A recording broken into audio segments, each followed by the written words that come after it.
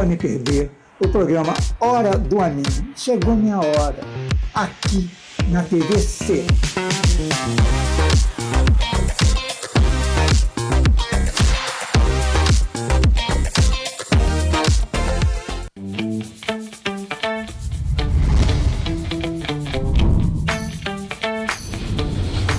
TVC, a TV do Correio da Manhã.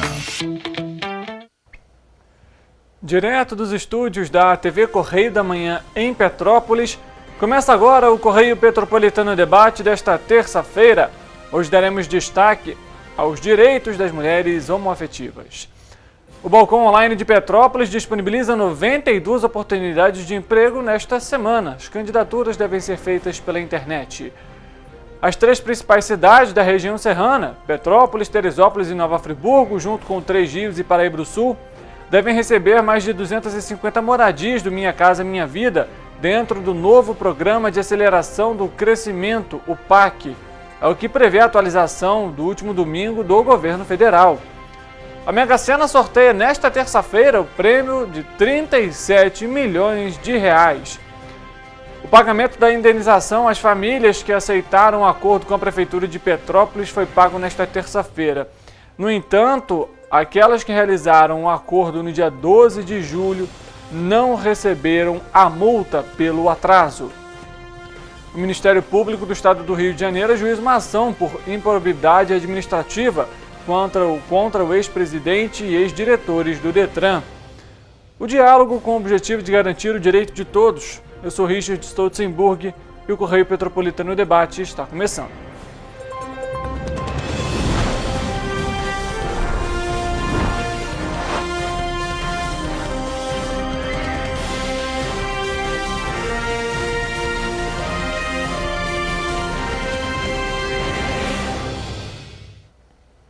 Olá, uma ótima tarde para você que nos acompanha. Seja muito bem-vindo a mais uma edição do Correio Petropolitano Debate. Agora 1h16, estamos ao vivo pela TV Correio da Manhã e também nas nossas redes sociais, em TVC Correio da Manhã, em nosso Facebook e também no nosso YouTube. No nosso site tvc16.com, além de ficar antenado sobre tudo que acontece na nossa área de cobertura, você também tem acesso à nossa programação ao vivo. A gente começa a edição de hoje com o nosso noticiário já trazendo oportunidades para você, porque a Firjan Senai está disponibilizando 275 vagas gratuitas em cursos de qualificação profissional em Petrópolis. As aulas vão ter início a partir agora do mês de setembro. As inscrições podem ser feitas exclusivamente na internet no site da Firjan, em firjansenai.com.br/cursos gratuitos. Tudo junto, eu vou repetir para você. firjansenai.com.br/cursos gratuitos. O período de inscrição vai ser encerrado automaticamente para cada oferta assim que o número de inscritos atingir o limite de vagas. Para se candidatar, os candidatos devem preencher os pré-requisitos específicos dos cursos desejados, que incluem idade e escolaridade, além de renda familiar mensal per capita bruta de até 1,5 salário mínimo federal, comprovado por meio de uma autodeclaração. É fundamental também ter acesso a um computador ou um notebook, já que parte dos cursos será realizada de maneira online, seguindo a estratégia EAD. Após cadastro no site, o candidato vai ter um prazo de 2 dias úteis para comparecer à unidade escolhida, a fim de realizar a sua matrícula.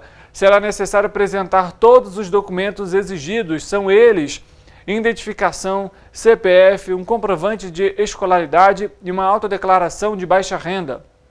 Candidatos menores de idade devem estar acompanhados pelo responsável legal.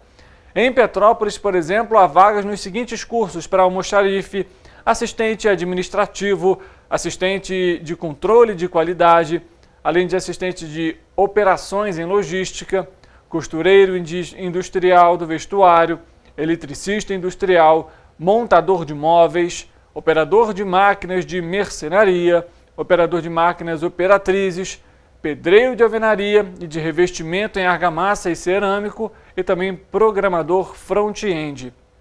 Ao todo, a Firjan Senai oferece 7.335 vagas gratuitas em cursos de qualificação profissional para todo o estado do Rio.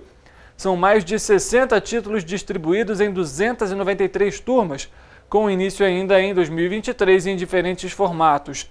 Há oportunidades em áreas de tecnologias como audiovisual, automação industrial, automotiva, construção civil, eletrônica, energias renováveis, gestão, gráfica e mídias impressas e digitais, além de logística, mecânica industrial, panificação, confeitaria, enfim, sondagem, refrigeração, tecnologia da informação, entre tantas outras.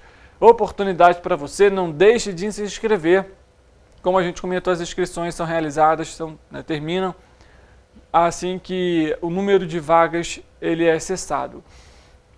O Balcão de Empregos de Petrópolis Online tem 92 oportunidades de trabalho em empresas do município. Para participar dos processos de seleção, os candidatos devem fazer o cadastro dos seus currículos no site da Prefeitura, em www.petrópolis.rj.gov.br. Entre segunda e sexta-feira, até a próxima sexta-feira, dia 1º de setembro. O Balcão de Empregos é um serviço da Secretaria de Assistência Social por meio do Departamento de Trabalho e Renda, o DETRA. Todos os candidatos concorrem nos processos seletivos desde que atendam às exigências dos empregadores. As empresas têm responsabilidade integral pelo recrutamento e também pelas contratações. Entre as oportunidades para essa semana estão 2 vagas para açougueiro, 2 para auxiliar de manutenção, 5 para motorista de caminhão, 10 para operador de máquinas de fabricação alimentícia, 4 para professor de língua inglesa, além de 6 para vendedor externo. Todas as oportunidades são atualizadas semanalmente, então você pode acessar o site e se cadastrar. E mantenha seus dados atualizados, porque como a gente sempre comenta, a vaga é encaminhada conforme o perfil do candidato. Então, se você tem ali algum problema no seu e-mail, no seu número de telefone, você pode perder essa oportunidade, mesmo que você tenha ali o perfil ideal para a vaga. Então, mantenha sempre os seus dados atualizados, assim como o currículo, para você se sair na frente ali para conseguir uma vaga no mercado de trabalho aqui no nosso município.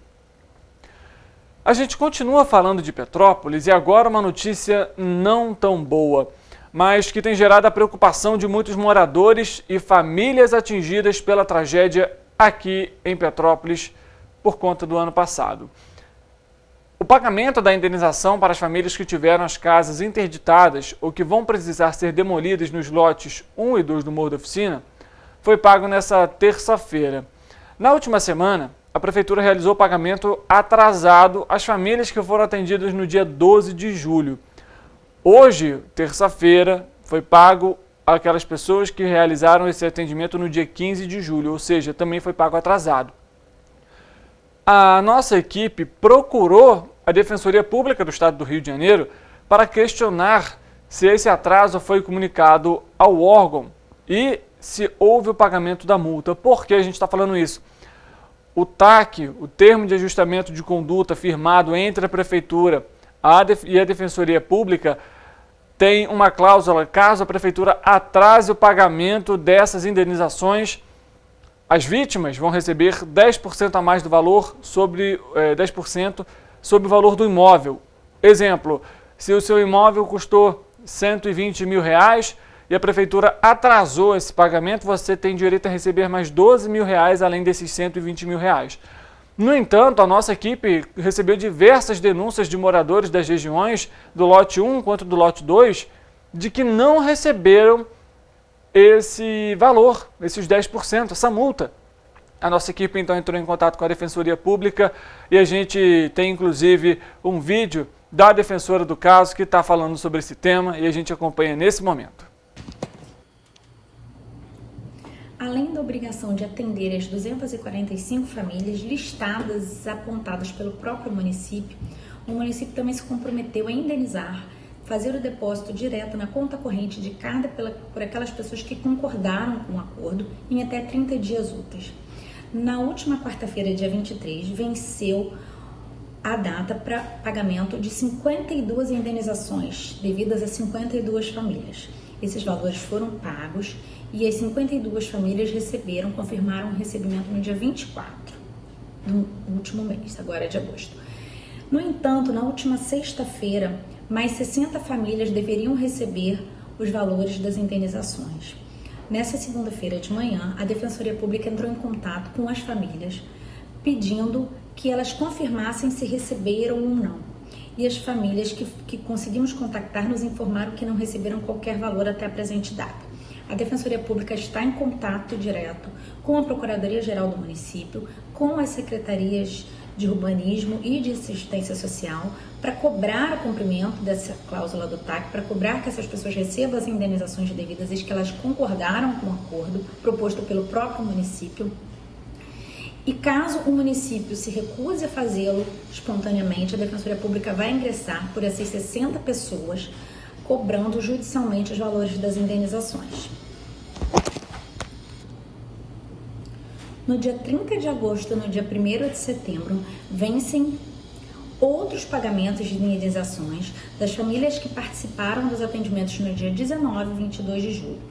A Defensoria ela tem acompanhado todo o cumprimento do TAC, a instituição tem a lista nominal de todas as pessoas e a cópia de todos os termos firmados, e tão logo tem a notícia do descumprimento por parte do município, vai ingressar com as medidas judiciais cabíveis para cobrar as indenizações e cobrar o cumprimento do termo de ajustamento de conduta na íntegra, assegurando o pagamento das indenizações acrescidas da multa cabível e prevista no acordo firmado.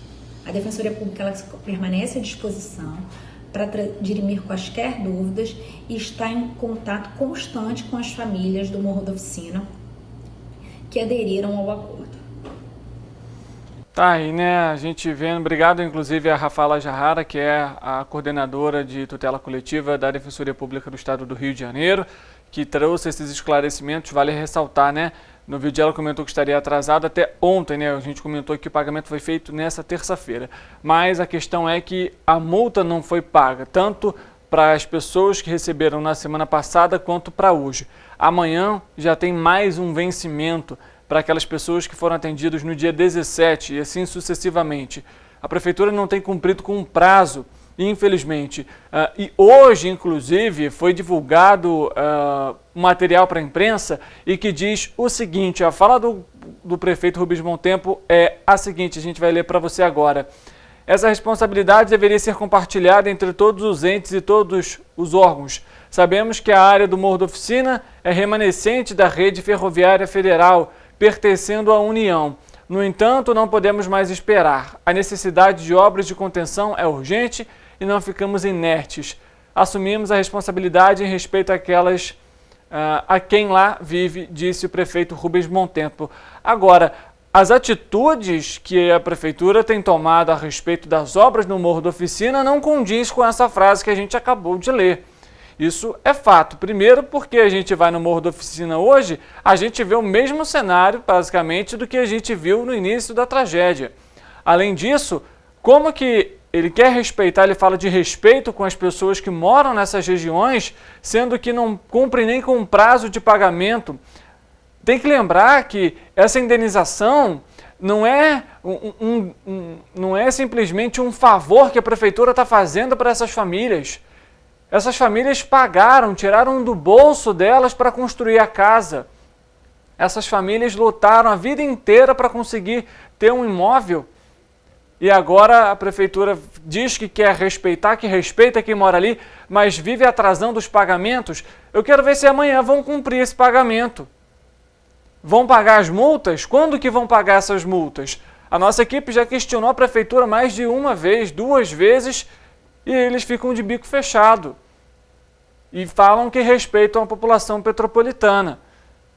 As obras, a gente sabe, muita coisa ainda está em atraso, muitas localidades ainda sem intervenções, e aí quer ficar sempre jogando a responsabilidade para os outros. Não que fazia parte da Ferrovia Federal, que é responsabilidade da União, pois eu nunca vi um projeto da Prefeitura sendo encaminhado para Brasília, ou por meio da articulação com os vereadores para levar até Brasília, para criar projetos de lei, para trazer para o município recursos.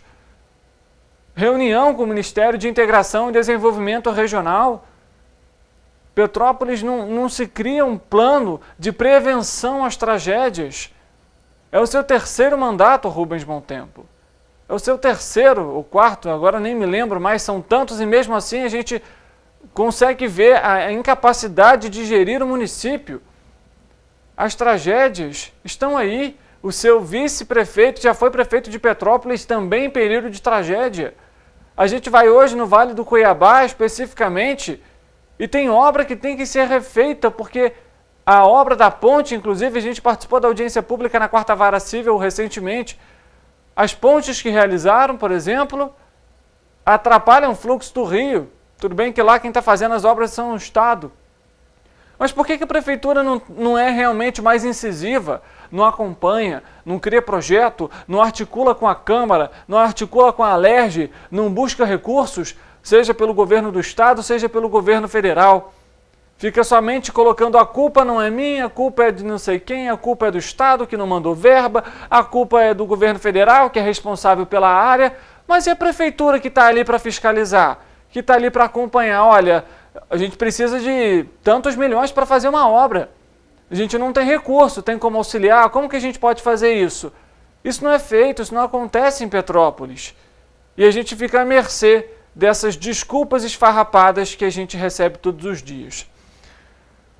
A gente vai continuar falando sobre habitação, porque as 3 principais cidades aqui da região serrana, incluindo Petrópolis, Teresópolis e Nova Friburgo, junto com Três Rios e Paraíba do Sul, devem receber mais 250 moradias do Minha Casa Minha Vida, dentro do novo Programa de Aceleração do Crescimento, o PAC.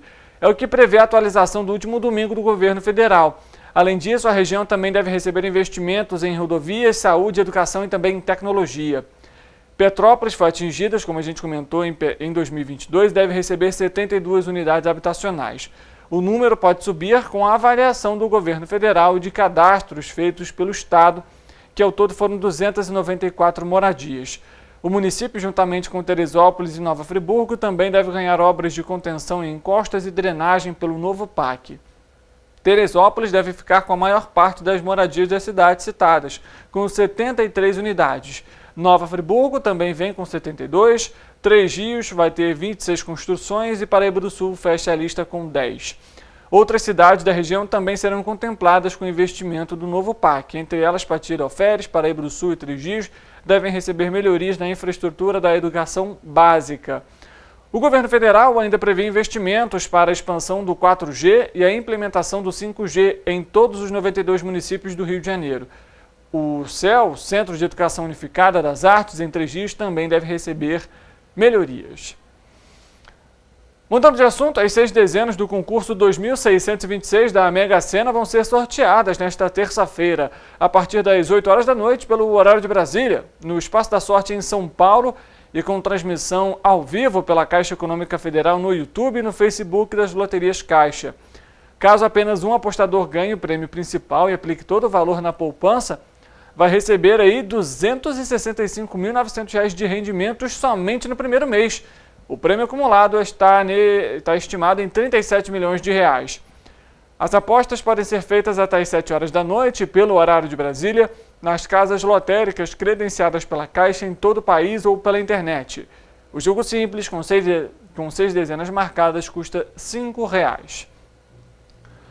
Uma outra informação importante, a gente volta a falar do Rio de Janeiro, porque o Ministério Público do Estado do Rio de Janeiro, por meio da 5ª Promotoria de Tutela Coletiva de Defesa da Cidadania da capital, ajuizou uma ação civil pública por ato de improbidade administrativa contra a Montreal Informática e 8 pessoas envolvidas em irregularidades nos contratos firmados entre a empresa e o Detran RJ, entre elas um ex-presidente, 5 ex-diretores e 2 assessoras.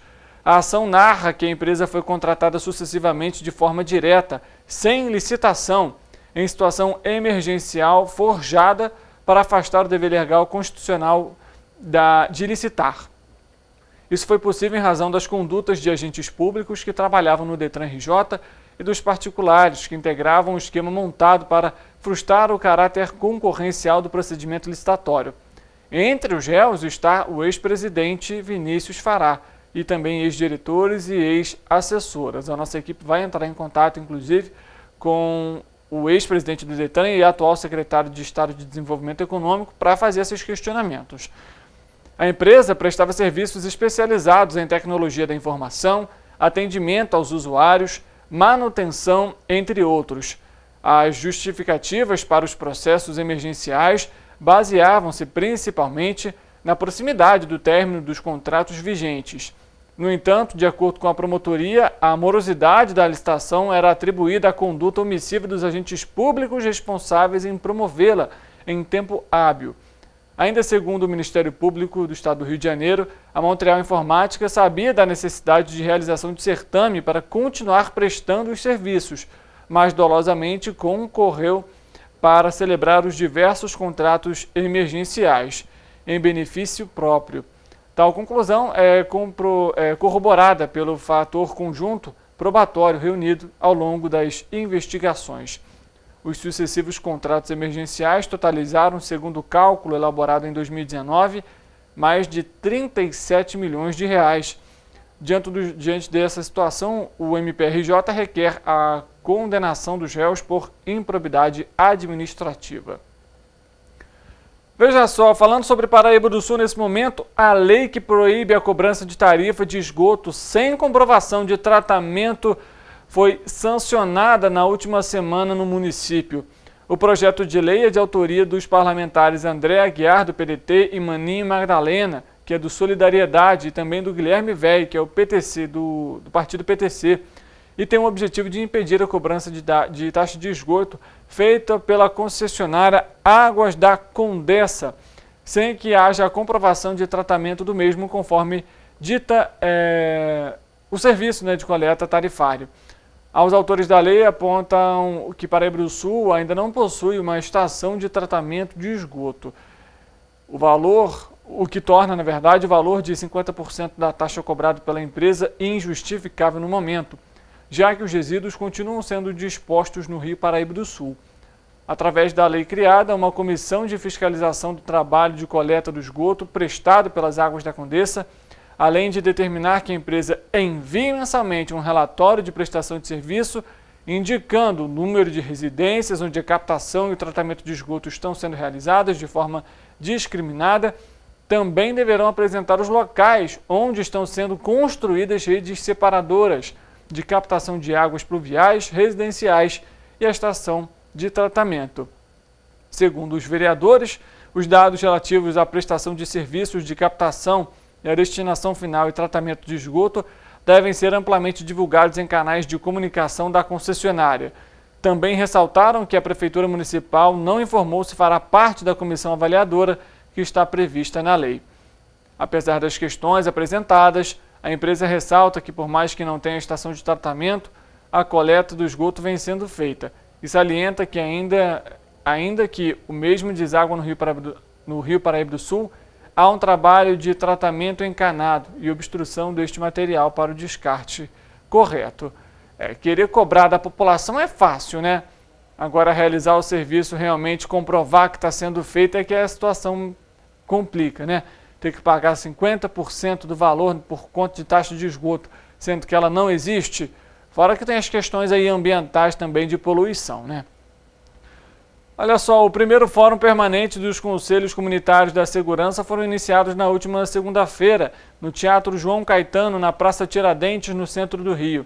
O governador Cláudio Castro participou da mesa de abertura e entregou 70 notebooks, um para cada presidente do Conselho, representados pelo conselheiro de São Pedro de Aldeia, Francisco Galdino da Silva, de 89 anos. Os conselhos são um meio de comunicação direta entre a sociedade civil e os órgãos de segurança pública do Estado. Segurança pública não se faz só com polícia. A polícia é um elo, a polícia é um braço.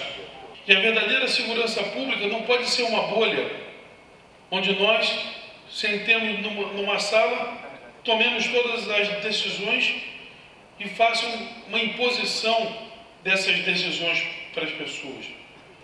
E por isso o CONSPERJ, que tem feito um trabalho fantástico, vocês são peça fundamental nessa grande roda, nesse grande jogral que é a segurança pública. Tá aí para você então, né?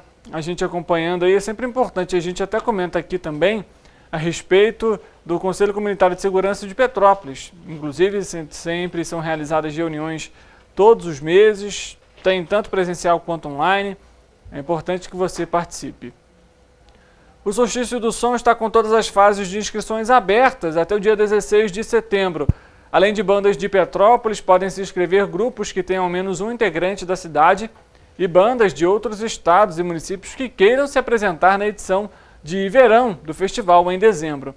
O solstício ocorre desde 2010 na cidade e tem como objetivo promover a ocupação responsável de espaços públicos no centro histórico, promovendo a produção autoral. A edição de verão de 2023 já tem data marcada, viu? E será entre os dias 16 e 22 de dezembro, no palco Solstício, na Praça da Liberdade. Para o evento em dezembro serão selecionadas apenas bandas que não tenham participado das edições de inverno de 2023 e verão de 2022. As bandas precisam oferecer pelo menos 40 minutos de repertório 100% autoral e comprovado em gravações disponíveis ao público. Olha só, e o frio continua em Petrópolis, viu? Então vamos saber como que fica a previsão do tempo.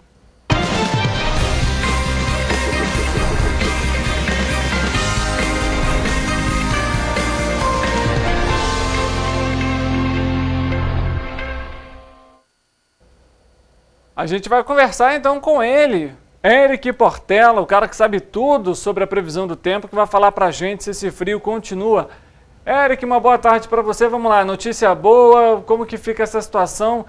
Para mim, notícia boa é quando o tempo esquenta. Essa notícia vem ou não vem, Eric? E Richard, então a notícia não é boa para você. Essa semana provavelmente vai ser de frio. Boa tarde para todos vocês que estão nos acompanhando nesta terça-feira. Antes de eu falar da previsão do tempo para amanhã, eu queria lembrar que hoje aqui em Petrópolis ainda há previsão de chuva para a tarde e noite desta terça-feira. No momento aqui no centro da cidade não chove, mas é importante ficar atento e não esquecer o guarda-chuva em casa, tá bom? Agora sim, vamos à previsão do tempo para quarta-feira, dia 30 de agosto. Como vocês podem ver aqui no nosso telão, em Nova Friburgo, a quarta-feira será de sol entre nuvens, mas com probabilidade de chuva. Os termômetros devem variar entre mínima de 12 e máxima de 19 graus. Em Teresópolis, há 67% de chance de chuva para o município. O dia deve ser nublado e a temperatura deve variar entre mínima de 12 e máxima de 21 graus. Já em Petrópolis, o dia será um pouco mais quente que hoje, podendo marcar máxima de 20 graus, mas ainda assim existe probabilidade de chuva. Paraíba do Sul também deve passar por uma ligeira elevação na temperatura, variando entre mínima de 17 e máxima de 26 graus. A previsão é de possibilidade de chuva para tarde e noite. Ali em Pati do Alferes, vocês conseguem ver que o dia será de muitas nuvens no céu e, mais uma vez, com probabilidade de chuva. Os termômetros devem variar entre mínima de 14 e máxima de 22 graus. E em Três Rios, a quarta-feira será de muitas nuvens no céu, tempo nublado, probabilidade de chuva e ventos fracos. A temperatura deve passar por uma ligeira elevação, podendo chegar à máxima de 21 graus. Olha, Richard, me parece que essa semana vai ser mais geladinha mesmo. Então, quem gosta de frio vai poder aproveitar. Só não pode deixar de se cuidar, né? Porque os riscos de doenças aumentam consideravelmente no frio. Também é importante lembrar que, em caso de emergência, a população deve entrar em contato com o Corpo de Bombeiros por meio do telefone 193 ou com a Defesa Civil no número 199. Certo, Érico. O jeito então vai ser tomar um chocolate quente para segurar esse inverno, esse frio que está aqui em Petrópolis, se agasalhar bem, e a gente vai trazendo ao longo da semana também a previsão do tempo para os próximos dias. Estou torcendo aqui para que sejam com aumento da temperatura. Obrigado pelas suas informações, Eric. A gente fala agora sobre uma carreta que transportava madeira e que tombou depois de perder o controle ao entrar numa curva e invadir a pista contrária no quilômetro 6 da BR-116. Isso foi na manhã dessa terça-feira. De acordo com as informações prestadas pela concessionária Eco Rio Minas, outros 2 veículos, um caminhão pequeno e um automóvel de passeio, se envolveram no acidente que causou a interdição parcial da via. 2 vítimas com ferimentos leves foram atendidas pelas equipes que prestavam atendimento na ocorrência. A perícia foi realizada no local junto com as equipes da Polícia Rodoviária Federal e também da concessionária. O trânsito no local ali segue intenso, em pare e siga. Muito cuidado aí você que está pegando a BR-116 nesse momento. A gente sempre comenta, né? Cautela no trânsito, cuidado, principalmente em períodos de chuva. A gente sabe que a gente teve recentemente na BR-040 um acidente grave, inclusive, que levou até a morte, inclusive, do condutor, né, do motorista da carreta. E mais um acidente agora a gente tem acompanhado. Então, muita cautela aí no trânsito, para não ter nenhum tipo de problema e evitar, né, mais acidentes aqui na nossa região de cobertura. A gente vai falar sobre Teresópolis mais uma vez, porque foi divulgado o balanço do consumo de águas no município. A Secretaria Municipal de Saúde divulgou o resultado do exame de microbiológico da qualidade de água em 13 fontes da cidade. Pelas amostras coletadas e analisadas pelo Laboratório Bacteriológico de Análise de Água para o Consumo Humano, 4 delas se encontraram impróprias para o consumo, sendo elas fontes Brahma, 7 Tanques, Taumaturgo e Tijuca. A Secretaria informa que a água pode sofrer variações de potabilidade e devido às alterações climáticas e dos ambientes no entorno onde as fontes se localizam. Os usuários são orientados a sempre ferver ou filtrar e clorar a água antes de ser consumida. Sendo assim, após a filtração, devem ser adicionadas 2 gotas de hipoclorito de sódio para cada litro de água. Depois, esperar 30 minutos antes de utilizar. Policiais civis da 151ª Delegacia de Polícia de Nova Friburgo prenderam na última sexta-feira uma mulher condenada pelo crime de tráfico de drogas. Ela foi localizada pelos agentes do distrito em Rio Grandense, em Nova Friburgo, após as investigações do setor de inteligência.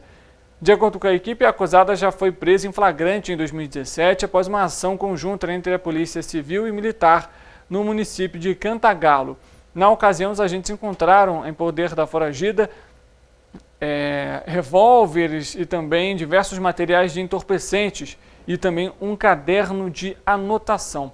Ela foi presa por alguns meses, mas passou a responder o processo em liberdade. Até a sua condenação, contra a autora foi cumprido o mandato de prisão condenatória. Ainda em Nova Friburgo, os policiais também da 151ª prenderam na última quinta-feira um homem condenado pelo tráfico de drogas, ou seja, pelo mesmo crime. Ele foi localizado em casa, na sua residência, no bairro de Catarcione, e após investigações do setor de inteligência, ele foi identificado. De acordo com os agentes, o homem já havia sido preso em 2021, também pelo mesmo crime, e na ocasião ele e outros 2 comparsas traficavam drogas no mesmo bairro, quando foram abordados e detidos por policiais militares. Após cumprir 8 meses de detenção, o acusado foi absolvido pela Justiça, mas o Ministério Público recorreu da decisão e, no recurso, ele foi condenado ao cumprimento de uma pena de 7 anos e 3 meses de reclusão. Contra ele também foi cumprido o mandato de prisão condenatória. O Correio Petropolitano Debate vai fazer um intervalo rápido. Na volta, a gente vai trazer aqui, vamos falar sobre hoje, 29 de agosto, que é o Dia da Visibilidade das Mulheres Lésbicas. O intervalo é rápido, o Correio Petropolitano Debate volta já.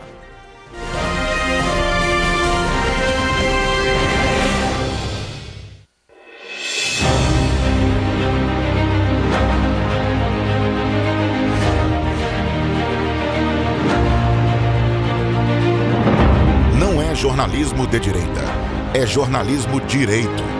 Correio Petropolitano. Tudo que seu jornal não deveria ter deixado de ser.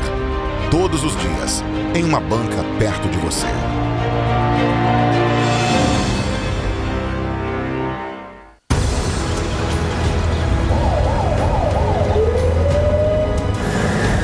O governo do estado do Rio já investiu mais de 8 bilhões na saúde. E se eu dissesse que esse é o maior investimento na saúde já feito em toda a história do Rio? Eu diria que melhorou, mas eu quero mais. Depois de 3 anos parados, os mamógrafos móveis estão de volta. Pra gente cuidar melhor das mães e dos bebês. O governo do estado também está investindo na saúde especializada. Porque se o problema é complicado, mais atenção ele precisa. Melhorou, mas para a saúde a gente sempre quer mais. O importante é que a saúde esteja mais perto das pessoas. Por isso, todas as regiões do Rio recebem a mesma atenção. Melhorou, mas eu ainda quero mais. O governo do Rio de Janeiro também quer. Então pode ter certeza, o trabalho e os investimentos vão continuar. Governo do Estado do Rio de Janeiro. Rio de Janeiro, atração o ano inteiro. Tem descanso, tem folia. Noite e dia, alegria. Sol e praia, diversão. No prato ou copo, a festa, o bar, museu ou bloco. Show, cultura, história. Gravado na memória e no seu coração. Rio de Janeiro, vem se apaixonar. Rio de Janeiro, vem se apaixonar. Cidades maravilhas, campo, mata, serra e trilha. Em estado de emoção. Tem o Rio de Janeiro, que você já ama. E o Rio, que ainda vai conquistar você. Apaixone-se pelo Rio. Rio de Janeiro, vem se apaixonar. Rio de Janeiro, vem se apaixonar. Governo do Estado do Rio de Janeiro.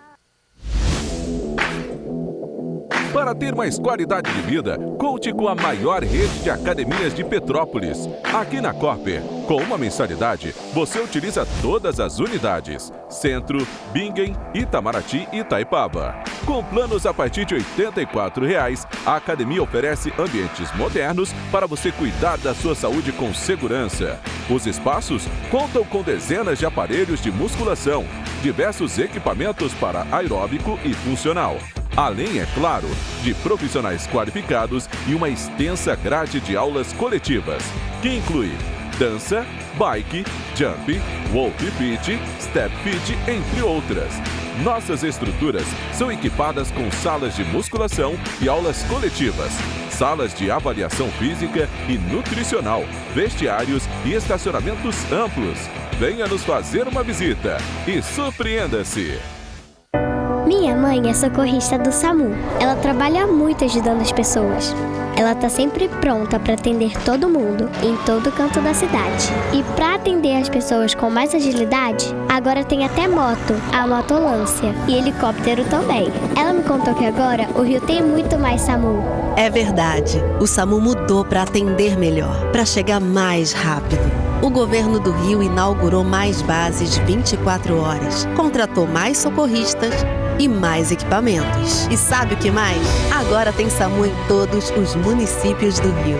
Porque nós, do governo do estado, colocamos as contas em dia e investimos mais de R$87 milhões nesse serviço que é essencial, o nosso SAMU. A saúde merece sempre mais. Então, pode ter certeza, o trabalho e os investimentos vão continuar. Governo do Estado do Rio de Janeiro.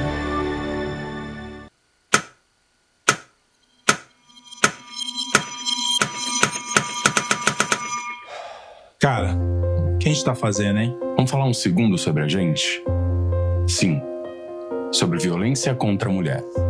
Mas mais sobre a gente. Pensa nas mulheres que você conhece. Nas mulheres próximas de você. Colegas de trabalho, vizinhas, amigas. As mulheres da tua família. Agora imagina que a cada 8 minutos, uma delas é estuprada. Duro de engolir, né? Mas é o que está acontecendo no Brasil. Aqui, 7 em cada 10 mulheres já sofreram violência ou assédio no trabalho. E absolutamente todas as mulheres, inclusive as que você pensou, vão sofrer algum tipo de abuso pelo menos uma vez durante a vida. Pesado, né? Mas e aí? O que a gente tá fazendo? Vamos falar sobre a gente. Sobre o jeito que a gente trata as mulheres. Passa a vara, senta a rola, pega de jeito. Comer, meter, fuder. Aê, garanhão. Pegador, comedor. Ensinam pra gente que a mulher é uma coisa a ser conquistada, um prêmio. E que você não deve aceitar um não como resposta. Ela não te dá bola, é porque tá se fazendo de difícil. É só pagar um drink que ela tá na tua, irmão. Manda ver. Ela tá pedindo. Só um beijo. Um beijinho, pô. Não tem mulher que não dá. Só tem homem que não sabe pegar. Vai lá, pega ela. Mostra que é macho. É assustador quando a gente ouve isso fora de contexto, né? Agora imagina o quanto é assustador para elas. Quantas vezes você já ouviu alguém falar assim? Seja na escola, seja no trabalho, seja na balada, até na sua própria casa. Tá errado. Então, vamos falar sobre a gente? Porque a gente pode mudar essa realidade. Não tem que ser desse jeito. A violência contra a mulher não é um problema da mulher. É um problema nosso. É problema meu. É problema meu. É um problema meu. Meu. Meu. Meu. Meu. Meu. Meu. Meu. Meu. Meu. Meu. É um problema meu. A responsabilidade é nossa.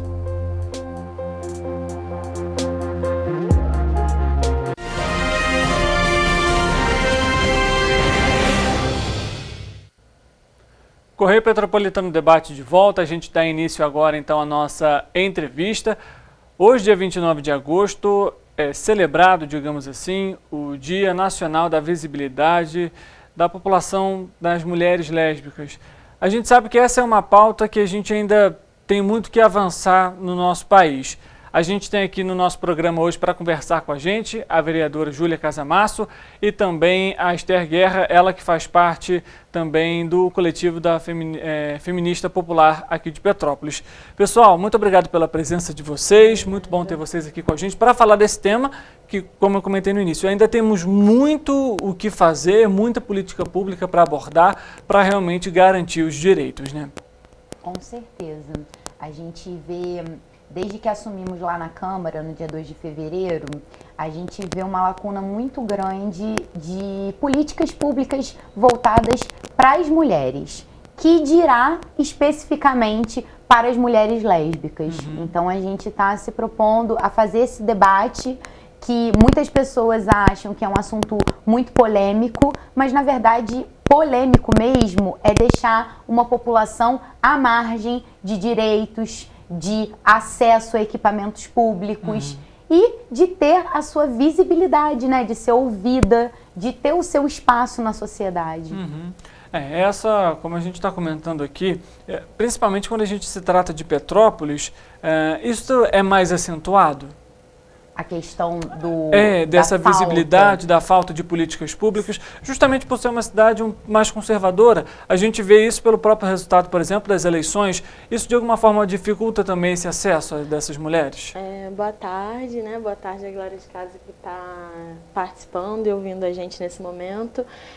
Um dos nossos PLs é sobre o levantamento de estatísticas sobre as violências sofridas pelas mulheres na nossa cidade, né? E aí é importante esse levantamento justamente para poder mapear qual o tipo de violência que as mulheres lésbicas têm sofrido na nossa cidade.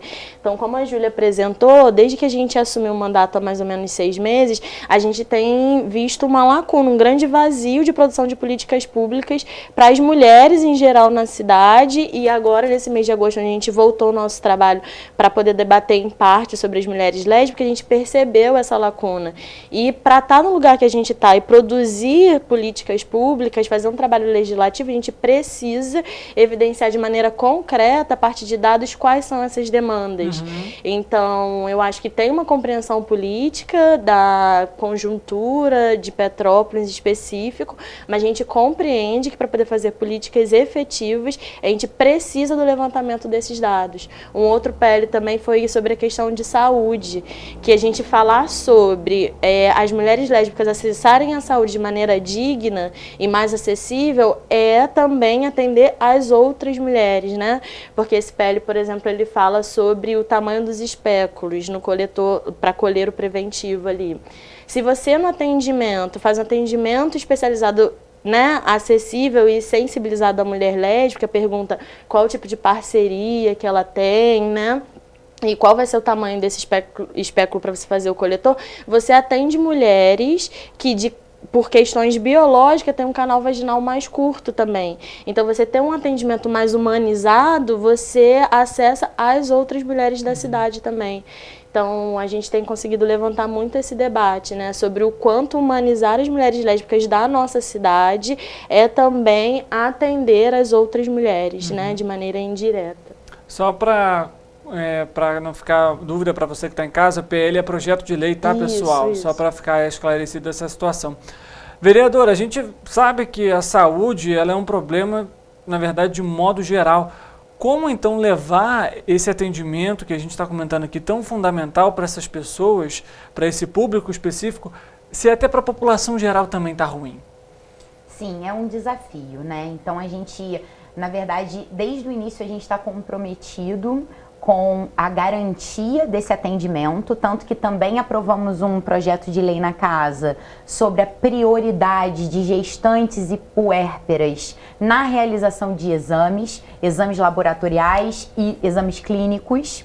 Então, a gente está comprometido que o SUS consiga atender a população, consiga atender todas essas mulheres, e esse projeto de lei para a saúde das mulheres lésbicas, como a Esther bem colocou, é para não só garantir que essas mulheres tenham um atendimento digno, mas para capacitar as equipes médicas a atenderem todas as mulheres. Porque se você tem uma capacitação mais humanizada para que esses profissionais consigam chegar nessas mulheres, fazer as perguntas e descobrir qual vai ser ali o equipamento, a ferramenta que vai ser utilizada, a gente não está falando de prioridade para determinado grupo em detrimento de outro grupo. Muito pelo contrário, a gente está se preocupando com todas as mulheres, porque a gente sabe da importância que tem o exame preventivo, o exame ginecológico ser feito todo ano. Então tem muitas mulheres que deixam de ir fazer o preventivo porque não se sentem confortáveis com o exame. Então, o nosso projeto de lei é para que as mulheres lésbicas e bissexuais tenham, sim, um atendimento, mas isso, como a Esther colocou, vai beneficiar todas as mulheres. Não é uma questão de privilégio, muito pelo contrário, é garantir o acesso a uma população que vem sofrendo com a falta de dignidade nesse atendimento. E eu acho que só um complemento, né, de entender como os projetos de lei são pensados de início, meio e fim. Eles vêm de uma provocação. E esse PL que a Júlia falou sobre a prioridade das mulheres gestantes e puérperas para poder fazer o exame, vem de uma demanda de que as mulheres em Petrópolis não chega a 5% o número de mulheres que fazem um atendimento adequado e recomendado pelo SUS, que é ter no mínimo 3 consultas pré-natais, ter no mínimo 6 consultas pré-natais, elas não têm. E no primeiro trimestre elas precisam fazer uma bateria de exames para poder dar continuidade naquele atendimento. Então a gente identificou na cidade um gargalo que precisava ser resolvido pelo legislativo. Como que a gente faz isso? Com dados, a gente tem dados, a gente teve registro, a gente fez um requerimento de informação para a Secretaria de Saúde para poder bater esses dados, né? Para além disso, a gente viu o CISAM, que é uns dados que eles são levantados e notificados nacionalmente. Então, a gente trabalha sempre a partir da realidade material das mulheres. Então, é uma realidade que as mulheres lésbicas não estão tendo acesso à saúde de maneira digna. E é uma parcela da comunidade de mulheres como um todo, né? Que vai melhorar. A gente ter esse atendimento especial, né? Especial no sentido de que estamos olhando para um problema, a gente melhora a condição de acesso à saúde digna para todas as mulheres. Que, como volto a dizer, né, por às vezes uma questão biológica, de ter o canal vaginal mais curto, também não acessam um atendimento especializado de qualidade. Esse requerimento ele chegou a ser respondido? A Secretaria de Saúde comunicou? Sim. Eles têm um prazo para responder, mas todos os requerimentos são respondidos. Foi respondido. E a partir disso a gente conseguiu pensar em políticas públicas. Maravilha. Além disso, a gente vai falar também sobre... Vai ter uma audiência, inclusive, para falar justamente sobre esse tema. Vereadora, já tiveram até outras atividades também para falar um pouco sobre esse tema que a gente está abordando hoje. Como que foi a receptividade da população petropolitana? Então, na verdade, a gente está, durante todo o mês de agosto, com 3 propostas específicas, né? Porque o agosto, ele é, além de ser o mês da visibilidade lésbica, ele é o agosto dourado, que é de incentivo ao aleitamento materno. Ele é o agosto lilás, de combate à violência doméstica e familiar contra as mulheres. Então, em agosto, a gente fez uma série de atividades voltada para o incentivo ao aleitamento materno, para o combate à violência doméstica e familiar. Fizemos uma audiência pública, estamos com um grupo de trabalho que foi fruto de encaminhamento dessa audiência pública. E agora, no dia 31, vamos fazer a audiência pública sobre a visibilidade lésbica, e nós fizemos sobre a visibilidade uma série de atividades. Tivemos encontros online, tivemos live pelo Instagram. Quem quiser acompanhar a gente pelas redes, as lives ficam salvas lá no nosso perfil. Então, a receptividade foi boa. Eu acho que a gente precisa fazer mais atividades, porque aí sim a gente vai conseguir agregar a comunidade lésbica petropolitana a participar, a querer, né, se colocar dentro desse espaço. Sim, e eu acho que em complemento também, a audiência pública, tal como a audiência pública de enfrentamento à violência doméstica e familiar, é para a gente poder identificar os espaços onde a gente precisa atuar e agir, né? E aí, para além dessa demanda de saúde das mulheres lésbicas, a gente tem uma demanda de violência, que é o lesbocídio e a lesbofobia. O lesbocídio, ele é uma tipificação do feminicídio, né? A gente sempre cria esse paralelo para ficar muito claro para as pessoas entenderem. O feminicídio, ele acontece dentro de casa, é provocado por esposo, pelo pai. O criminoso, o assassino, ele tem alguma relação com a vítima, alguma relação afetiva. E o lesbocídio, como uma tipificação do feminicídio, que vem do ódio às mulheres, ele não acontece majoritariamente por homens que têm vínculo com a vítima, muito pelo contrário. Às vezes não tem vínculo nenhum. Às vezes a vítima não conhece esse homem, né? E a maioria dos crimes acontecem em locais públicos, com requinte de crueldade enorme.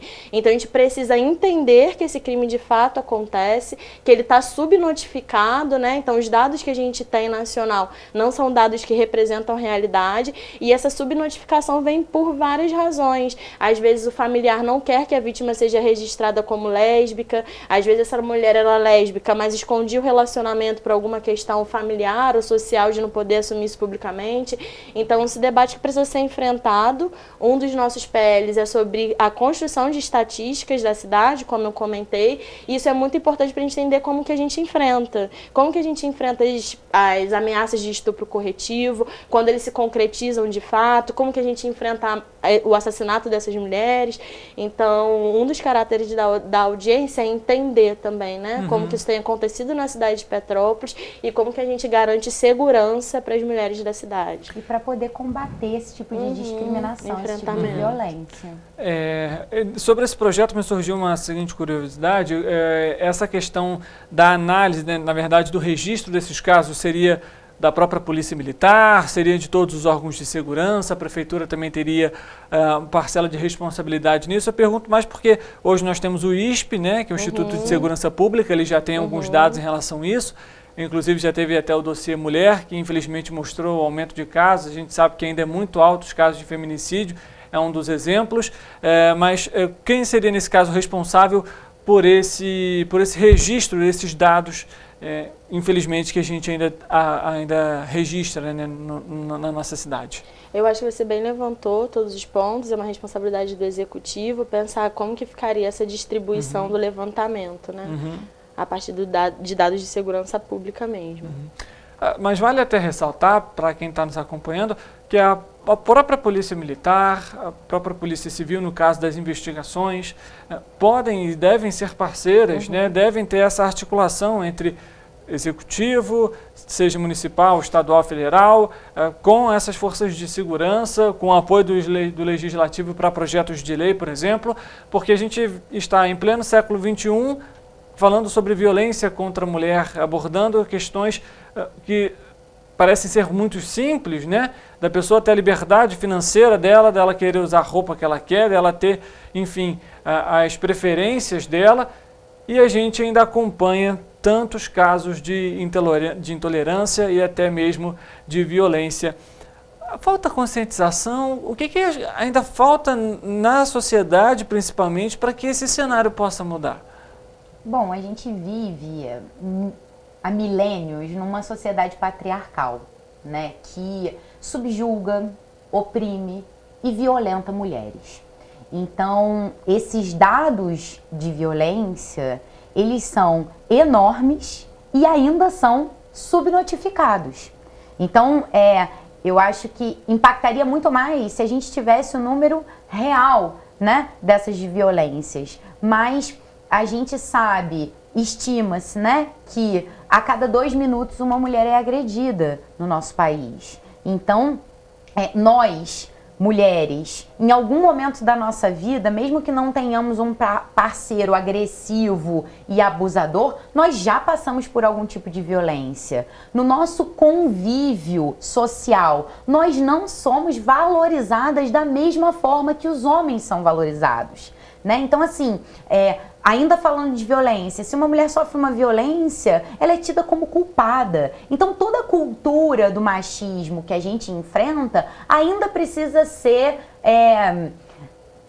derrubada, né? Ainda precisa ser questionada. A gente precisa ter uma conscientização de que essa reprodução cultural dos estereótipos dos homens e das mulheres e os seus papéis que precisam ser desempenhados na sociedade, a gente precisa reconstruir isso.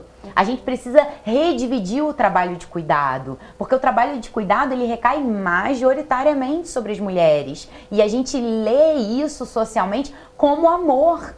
E não é amor, é sobre amor também, mas é sobre trabalho. Porque cuidar de uma casa, cuidar de uma criança, cuidar de uma pessoa idosa é trabalho. E aí tem diversos estudos que mostram que as mulheres gastam cerca de 24 horas por semana no serviço doméstico. As mulheres que trabalham fora, porque as mulheres que trabalham só em casa, elas passam praticamente suas vidas inteiras dedicadas ao trabalho doméstico. Então, a gente enxerga, né, dentro do nosso estudo, do nosso trabalho dentro da Coletiva Feminista Popular, que é preciso um novo projeto de sociedade. A gente precisa uma nova maneira de educar meninos e meninas para que essa violência não aconteça. Porque essa violência, ela é a ponta do iceberg de toda uma cultura machista que desvaloriza e subjuga mulheres há muito tempo, né? Lembrando, só para você que está nos acompanhando, inclusive foi divulgado pelo IBGE recentemente justamente essa questão dos cuidados dentro de casa. Se eu não me engano agora, eu trago a informação até o final do programa, as mulheres se dedicam 6 horas a mais do que, por exemplo, os homens dentro dos deveres, né, de casa. Enfim, a gente ainda abordando essa questão do Dia Nacional de Visibilidade às Lésbicas, a gente vê que a questão da saúde ainda é um problema, a gente vê que as questões relacionadas à segurança ainda é um problema. Quais outros pontos ainda são falhos dentro do município, vocês que têm atuado justamente dentro dessa pauta nesse mês? Pode. Eu acho que, como você bem pontuou, né, a questão de saúde, violência, a questão, e de resto, eu acho que fica muito abarcado pelo que são as demandas das mulheres, sim, de maneira geral, né, porque as mulheres lésbicas também são trabalhadoras do lar, elas também acumulam duplas e triplas jornadas de trabalho. É por isso que a gente deixa muito claro que um olhar específico a essas demandas sobre violência e a demanda sobre saúde não é criar uma prioridade, é você atender uma necessidade específica, né? Então eu acho que a Júlia foi bem feliz, assim, eu acho que contemplou bastante tudo que tem sido o nosso mandato, o nosso programa, dentro dessa lógica de que acreditamos que a conscientização é um processo de alavancar consciência e melhorar e transformar a sociedade. Maravilha. Eu estou, inclusive, pesquisando aqui justamente a informação que eu falei a respeito do IBGE, para trazer para você justamente esse dado concreto, certinho, para não ficar nenhuma dúvida em relação a isso. Mas a verdade a gente sabe qual é realmente. Além disso, a gente comentou sobre a questão cultural. É importante movimentos culturais, projetos culturais, a gente teve inclusive até editais, por exemplo, da Lei Paulo Gustavo agora, que fomentem também essa transição, digamos assim, da cultura? Sim, com certeza, para conscientizar a população. Porque não é uma questão, como eu estava falando da violência, né? O marido, o namorado que abusa, que violenta a sua parceira, né? A gente, às vezes, coloca ele como um monstro. mas na realidade ele é um produto do meio, da sociedade, que diz pra ele que ele tem o direito de bater na namorada, de ser agressivo com a namorada, se ela não tá agindo da forma que ele acha que ela deveria, né? Se ela não tá sempre ao lado, se ela não dá sempre satisfação. Porque isso, a cultura do machismo e o patriarcado, né?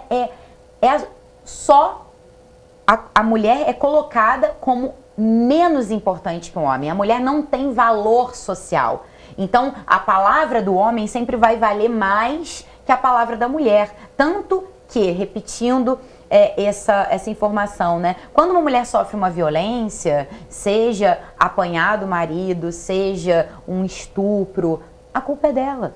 É sempre levantado questionamentos. Ah, mas ela estava na rua essa hora? Ah, mas que roupa ela estava usando? Ah, mas ela não rompeu ainda com esse marido que bate nela, ela deve gostar de apanhar. Então, a gente sempre tem uma resposta pronta que agride ainda mais, que fere ainda mais a mulher na sociedade. Então, a gente não está preocupado de fato se as mulheres estão sofrendo violência, porque a gente está colaborando com essa violência cotidianamente. Então, acho que a gente precisa, de fato, parar para pensar sobre esse tema e, eu não gosto muito dessa palavra, mas vou falar, desconstruir um pouco essa estrutura sobre a qual a nossa sociedade está construída. Sim, porque eu acho que dentro desse debate de sociedade, a reprodução da o que a gente chama de heterossexualidade compulsória, né?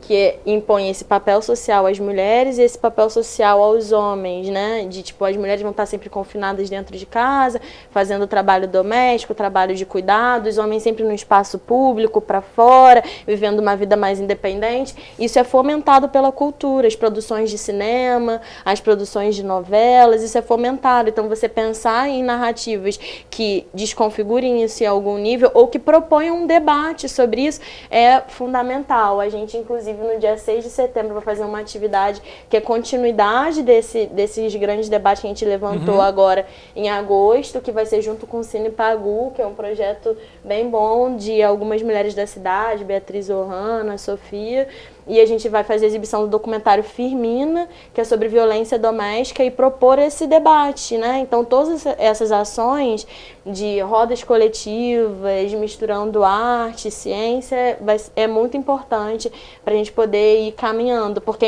é importante que os homens identifiquem seus comportamentos de agressividade para poder reconfigurar e que as mulheres identifiquem quando elas estão sofrendo algum tipo de violência para não aceitar, mas também reconfigurar. E é um processo longo, a gente sempre chama essa trajetória de pavimento. Então, a gente está fazendo uma pavimentação desse caminho. Falei sobre a questão do IBGE. Os dados mostram, então, no caso, em 2022, as mulheres dedicaram 9,6 horas a mais por semana do que os homens aos afazeres domésticos ou cuidados pessoais. Os dados são do IBGE, foram divulgados no dia 11 desse mês, inclusive. Para a gente poder finalizar aqui o nosso bate-papo, pessoal, alguma outra informação importante que talvez a gente não tenha comentado ou até um recado que vocês queiram deixar para a população que está nos acompanhando? Eu posso falar primeiro, né? Eu acho que muito feliz por esse espaço, para a gente estar aqui, conseguir comunicar com o pessoal de casa, conversar. Eu acho muito importante os dados que você trouxe sobre o IBGE, porque um dos nortes do nosso programa é ressocializar o trabalho de cuidado. Então, as mulheres estão mais em casa e trabalham mais horas em casa, porque a elas foram incumbidas esse papel. Então, a gente responsabilizar em algum nível o Estado dos trabalhos de cuidado tem sido o nosso norte, né? Então, pensar em lavanderias públicas, cozinhas comunitárias, creches em tempo maior, integral, creches noturnas e pensando alternativas que desonerem as mulheres desse trabalho para elas não precisarem cumprir triplas e 4 jornadas de trabalho, né? Então, acho que fica para a galera de casa uma motivação a gente pensar a sociedade junto, pensar a cidade de Petrópolis junto, melhorar a vida das mulheres na cidade e ver por quais meios e como que a gente pode fazer isso, tá bom? Então, participem com a gente da audiência pública do dia 31. Só para a gente deixar isso, então, certo? Que horas que é a audiência? 19 horas. Maravilha. Na Câmara mesmo, né? Na Câmara Municipal. Quem não puder ir até a Câmara vai passar pelo canal 98 e também no canal do YouTube da Câmara Municipal. Perfeito. Obrigado, vereadora, pela presença. Esther, obrigado pela presença também. Para você que está nos acompanhando, muito obrigado também pela sua audiência, pela sua companhia. A gente volta amanhã, ao vivo, 13h. Você é sempre o nosso convidado especial. Uma boa tarde para você e amanhã a gente se vê.